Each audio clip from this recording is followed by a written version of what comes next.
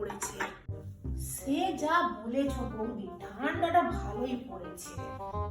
হ্যাঁ রে মিনতি, তুই আবার এই কবিতার মার ঘাটটা ধরলি নাকি?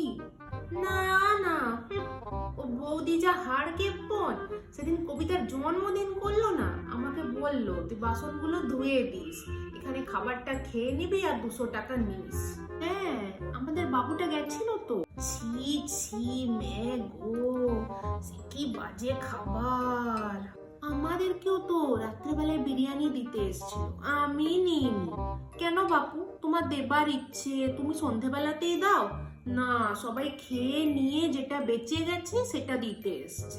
বিরিয়ানি? আমার তো খিচুড়ি লাগলো গো। আমাদের পাড়ার পচার দোকানের বিরিয়ানি এর থেকে অনেক ভালো হয়। সে যা বলেছিস। না, অনেক বেলা হয়ে গেল, যা।